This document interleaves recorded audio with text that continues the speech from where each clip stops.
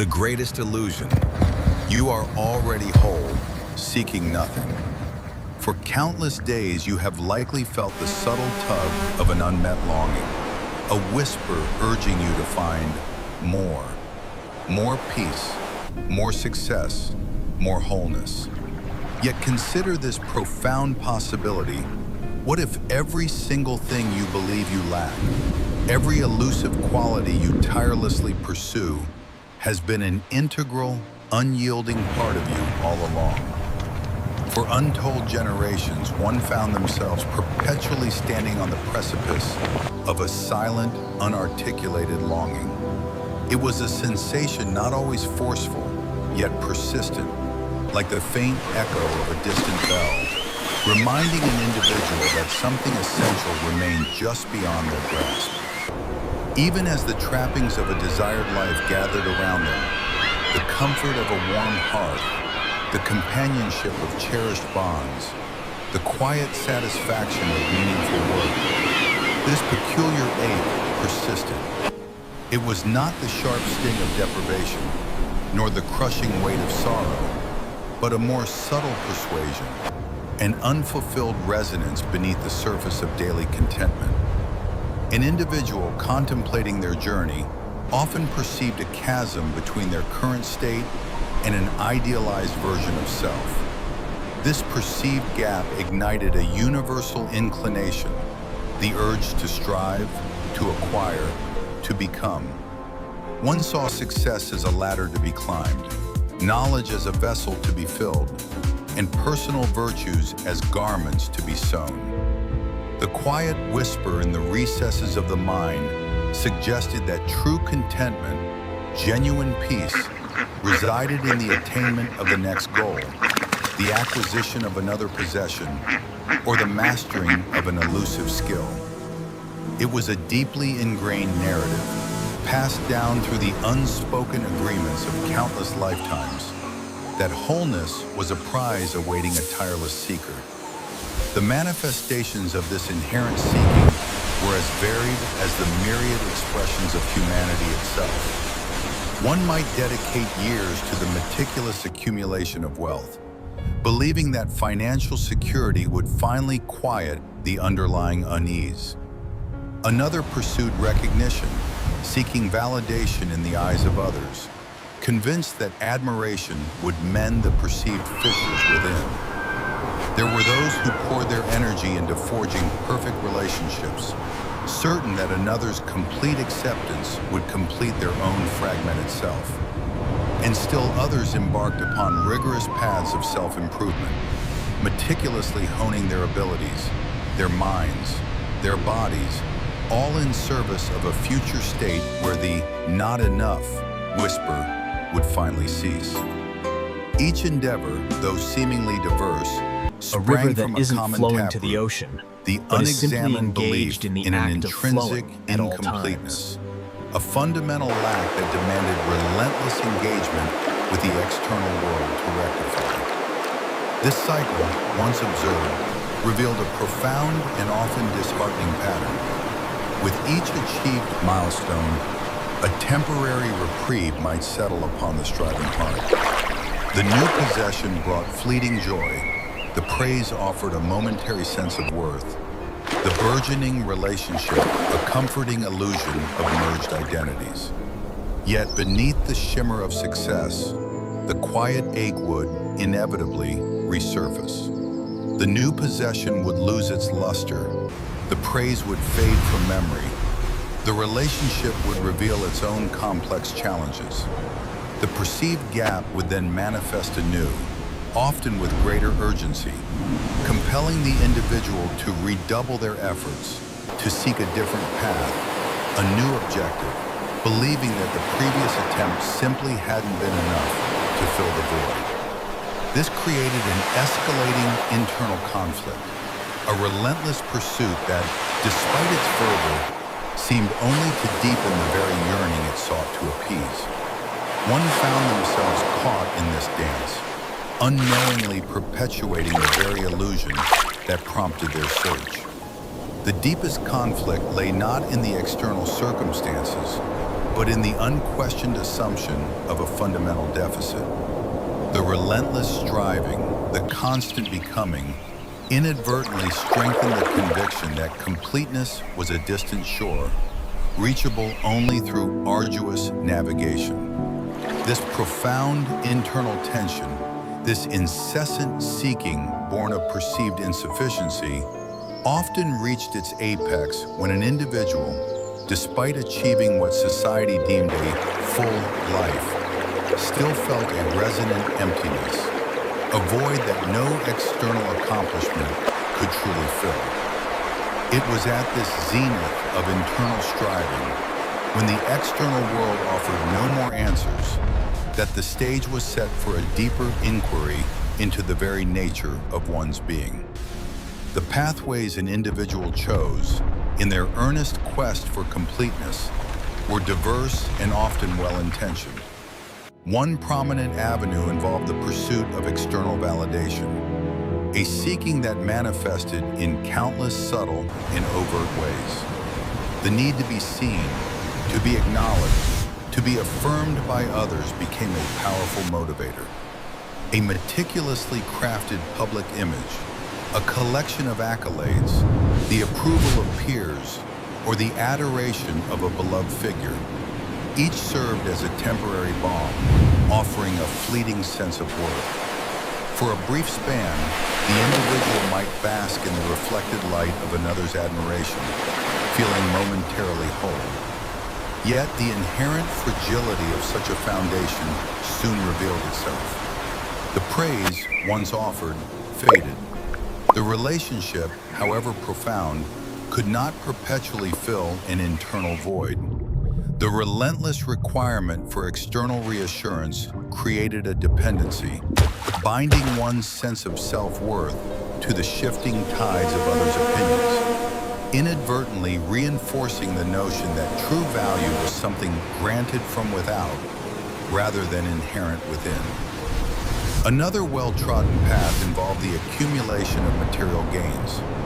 The belief that ownership conferred completeness was deeply ingrained. An individual might dedicate years to acquiring possessions, a larger dwelling, a more luxurious conveyance, exquisite objects, or a substantial financial reserve. Each new acquisition, particularly in its initial moments, often brought a surge of satisfaction, a sense of having finally arrived at a desired state. The perceived security or comfort offered by these acquisitions could, for a time, quiet the subtle ache. However, experience consistently showed that the pleasure derived from such gains proved ephemeral. The newness would wear off, the comfort would become accustomed, and the sense of security would reveal its limits. Soon, the gaze would inevitably shift to the next desired object, the next level of wealth, perpetuating a continuous cycle of wanting, believing that the next acquisition would finally deliver the elusive fulfillment that the last one had promised but failed to sustain. This sustained pursuit unwittingly affirmed the very notion of lack that spurred it forward. Beyond external measures, many found themselves engaged in a relentless striving for personal growth and development. Not by fighting the stone, this but by pursuit, adhering to the often smallest lauded and existing fault encouraged, line. encompassed myriad forms: the rigorous discipline of physical fitness, the tireless acquisition of knowledge, the cultivation of specific talents, or the diligent practice of mindfulness techniques. The individual, recognizing areas for improvement, embarked on a journey to become better, wiser, or more capable. The underlying premise, however, was that the current self was somehow insufficient, imperfect, or incomplete. Each new skill mastered, each physical milestone achieved, each new insight gained, while bringing a sense of accomplishment, simultaneously pushed the true state of wholeness further into the future. The ideal self, the finished self, always remained just beyond the present moment, an infinite horizon of becoming that, by its very nature, precluded the possibility of simply being. This continuous self-improvement, while appearing beneficial, inadvertently sustained the illusion that one had yet to arrive at their full expression. Even the noble quest for spiritual enlightenment often fell prey to this same dynamic. An individual might seek out ancient teachings, engage in profound contemplative practices, or follow charismatic guides, believing that illumination, or awakening, was a future state to be achieved through diligent effort and disciplined practice. The journey itself, while rich with profound experiences and insights, could become another form of striving, another horizon of becoming. The inherent completeness was conceptualized as a destination, a grand realization awaiting at the culmination of a long and arduous path. This mental framework, placing enlightenment in the future, subtly reinforced the idea that one was currently unenlightened, currently incomplete, and therefore still in need of seeking. The very practices intended to reveal one's intrinsic nature could, when approached with a mind fixed on future attainment, inadvertently perpetuate the illusion of separation from that which was already present. Across all these varied forms, the chase for validation, the accumulation of possessions, the rigorous commitment to self-improvement, or the fervent search for spiritual awakening, the stillness a common within, thread emerged. like a deep, Each pursuit, calm, however untouched lake well-intentioned and at the seemingly bottom of a productive, volcano. rested upon and ultimately reinforced the subtle illusion that true fulfillment lay in a future moment, an event yet to unfold, a self yet to be fully realized. This incessant perpetuation of a becoming state, rather than a grounded being, subtly kept the individual in a state of perpetual anticipation, constantly reaching for a horizon that, by definition, receded with every step taken towards it.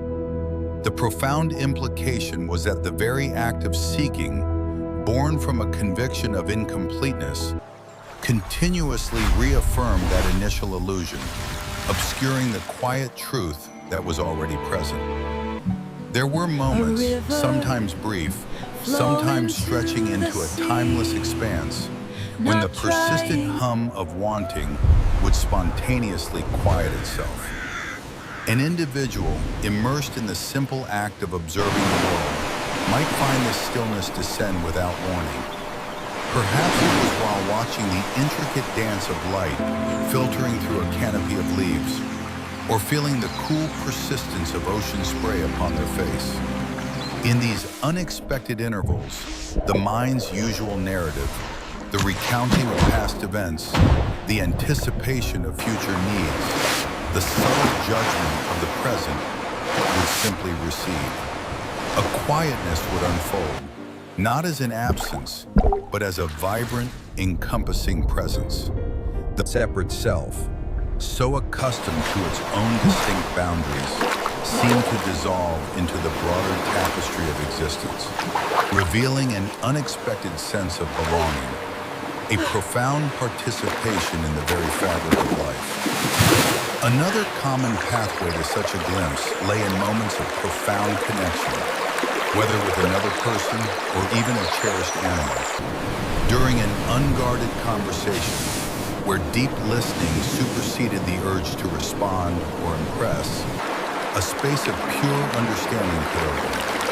In such an exchange, the usual defenses and projections seemed to melt away, leaving behind a simple, unadulterated sense of rapport. Similarly, in the gentle presence of a creature offering unconditional affection, the human heart often found itself disarmed. The striving to be more or better ceased as the warmth of shared experience settled in. For that fleeting duration, the incessant internal search for acceptance or love evaporated, revealing a natural, effortless flow of connection that required no effort to maintain, and from which an innate fullness shone forth, entirely unconditioned by status or achievement. Creative immersion, too, offered a unique entry point beyond the veil of wanting. An artist deeply engrossed in the curve of a brushstroke, a musician lost in the intricate patterns of a melody, a writer absorbed in the unfolding lives of their characters. These were states where time itself seemed to warp and dissolve. The sense of a separate doer faded, replaced by an experience of being a conduit, a participant in the creative act itself. In these moments of complete absorption, the internal monologue that typically critiqued, worried, or planned simply ceased. There was no striving for a future outcome, no yearning for recognition, only the pure, undivided engagement with the present unfolding. This effortless focus brought with it an unexpected satisfaction, a profound sense of being precisely where one ought to be, entirely complete within the very act itself. Even in moments of profound stillness, seemingly devoid of external stimulation, these glimpses could arise.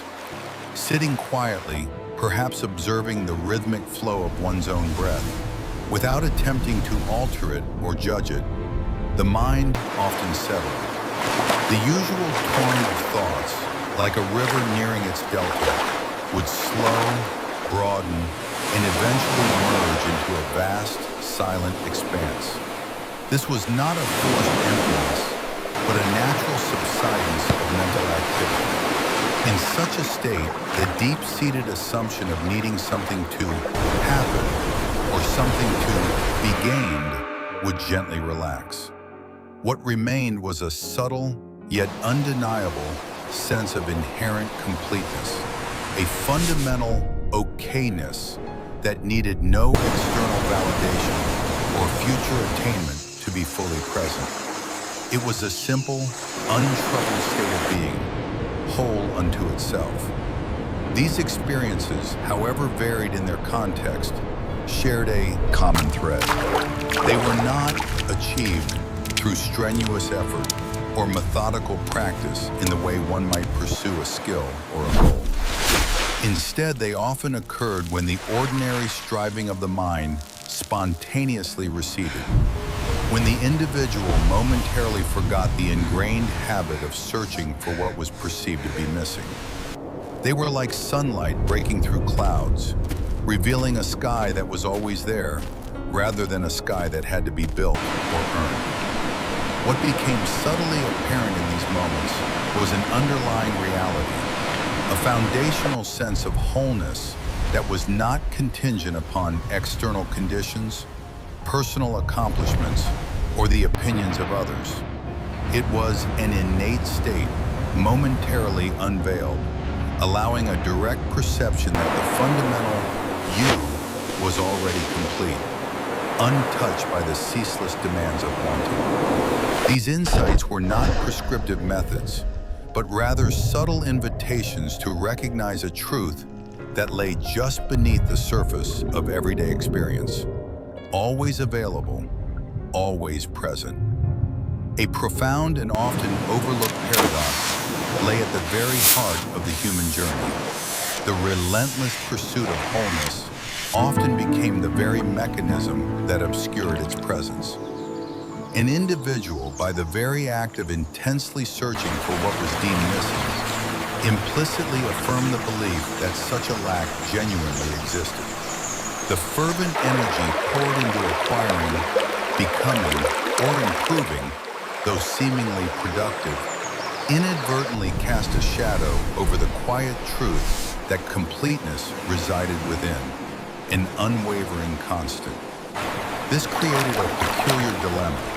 The more ardently one sought to find their inherent sufficiency, the more deeply embedded the illusion of insufficiency became. Like chasing one's own shadow, convinced it was a separate entity, always just out of reach. The widely accepted framework of improving oneself, while seemingly noble and beneficial, subtly contributed to this intricate illusion. From childhood, one was often encouraged to strive for better grades, better skills, a better physique, a better disposition. This constant call to betterment, when interpreted through the lens of fundamental incompleteness, subtly reinforced the notion that the present self was flawed, needing repair or augmentation. Every goal set, every discipline embraced, every book read with the intention of fixing a perceived inadequacy inherently stamped a deeper impression of deficiency onto the individual's self-perception. The very narrative of growth, when driven by a feeling of not enough, became a continuous testament to an imagined brokenness rather than an organic unfolding of what was already present. The well-intentioned efforts to elevate oneself could, therefore, unwittingly perpetuate the internal conflict they aim to resolve. One might contemplate the profound difference in motivation. Consider the act of creating something beautiful. When the impulse arose from a deep-seated belief that one needed to prove their worth, to gain recognition, or to fill an internal void, the creative process often felt fraught with anxiety and pressure. The outcome became paramount, a validation of the struggling self. But what if that same act of creation sprang forth not from a deficit, but from an overflowing abundance, an intrinsic joy in expression? In such a case, the process itself would become a natural outpouring, a spontaneous dance of inherent fullness. The outcome, while appreciated, would not be the sole arbiter of worth, for the worth was already acknowledged, already present in the source of the creative impulse. Similarly, consider the pursuit of knowledge. When driven by a perceived intellectual lack, a fear of appearing ignorant, or a desire to accumulate credentials to feel more substantial, the process could become a burdensome acquisition. The facts gathered might build an impressive edifice, but the foundation would remain shaky, rooted in the initial sense of inadequacy. Yet imagine a pursuit of knowledge born from sheer curiosity, a wonder at the intricate workings of existence, an inherent delight in understanding. Here, learning would transform from a duty to an effortless exploration, an expansion of an already rich inner landscape, rather than an attempt to patch a perceived void. The act would be its own reward, an expression of the complete self engaging with the world. This paradox invited a gentle, profound reflection. What would it feel like if one's actions, big or small, no longer stemmed from a deep-seated conviction of needing to get something, to become something, or to prove something? What if every interaction, every endeavor, every moment of personal growth arose from a quiet, unwavering sense of inherent fullness? The energy that once fueled the anxious quest for completion could then be redirected, transforming into a pure, unburdened expression of one's natural capacities. The world would still invite engagement, challenges would still arise, and growth would still occur. But the underlying narrative would shift entirely, from fixing a flaw to expressing the truth, from filling a void to sharing an abundance. This subtle yet radical reorientation of perspective suggested a pathway towards an existence unburdened by the very seeking that had defined so much of one's journey. The intricate journey through the landscape of human experience culminated not in a grand arrival, but in a quiet, profound realization. The ultimate discovery, it became clear, was not a distant horizon to be reached or a prize to be grasped in some future moment, but rather a present recognition of what had always been. The ceaseless quest for what was believed to be missing, the endless cycle of becoming that characterized so much of an individual's life, gently yielded to an understanding that the very object of their search was already the ground of their being. It was akin to seeking light in a brilliantly illuminated room, only to realize the light itself was the source from which one had been searching all along. This profound insight invited a subtle yet transformative shift in perception. The ingrained habit of viewing oneself as incomplete, as a work in progress requiring constant additions or repairs, began to soften. Instead, one was encouraged to simply observe, without judgment, the fundamental aspect of their being that had always been present, untouched by external conditions, achievements, or perceived failures. This intrinsic completeness was not something that needed to be earned through diligent effort, acquired through arduous practice, or found by following a prescriptive path. It simply was. It resided as an unwavering presence, a foundational truth that waited patiently beneath the layers of expectation and identity forged by the world.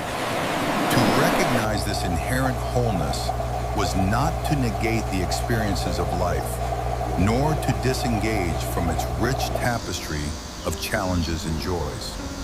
Rather, it profoundly reframed one's relationship to it. The understanding did not imply a cessation of learning, of growth, or of contribution. Instead, it shifted the very wellspring from which all actions flowed. When actions sprang from a deeply held conviction of inherent lack, they were often tinged with anxiety, driven by the need to prove, to acquire, to fill. But when those same actions emerged from a foundation of quiet, abiding wholeness, their quality transformed entirely. Life, from this reframed perspective, no longer became a struggle to bridge a perceived gap, but an unfolding expression of an already complete self. Endeavors could still be undertaken with passion and dedication, but the underlying motivation would be one of genuine creativity, joyful contribution, or a simple, unburdened curiosity. Failures, when they occurred, would be experienced not as confirmations of inadequacy, but as opportunities for learning, arising within a context of unwavering self-acceptance. Relationships, free from the burden of needing another to complete oneself, could flourish in a space of authentic connection and shared experience. The very energy that once fueled endless striving could now be redirected towards a more effortless, integrated engagement with the world. This quiet recognition fostered a different quality of being. The subtle ache of unfulfillment, once a persistent companion, would gradually dissipate, replaced by a profound sense of peace. The relentless search for external validation would lessen its grip, as the individual found their validation in the simple truth of their own presence. The infinite horizon of becoming, which had always receded, would gently fold back into the present moment, revealing that the destination was, and always had been, here. This was the essence of embracing the already, a profound acceptance that transformed not what one did, but the very ground from which all doing emerged, allowing life to unfold from a quiet, abiding wholeness. As we close this contemplation, remember that profound possibility we touched upon, the quiet truth that has always waited. The restless search for what is believed to be missing often overshadows the inherent radiance that lies within, a completeness that needs no acquisition. May this journey invite a gentle turning inward, away from the endless pursuit towards the simple recognition of your own unfathomable depth. If this exploration resonated with a quiet knowing within you, we invite you to continue these reflections. Here on the Alan Watts Echo, we ponder the deeper currents of existence. In considering this shift from seeking to recognizing, what might be the first subtle change you observe in your daily experience, knowing you are already whole? Until our next shared moment of contemplation, may your journey be one of gentle recognition. Next, we will delve into the curious question of whether true freedom lies in choice or in liberation from the need to choose at all.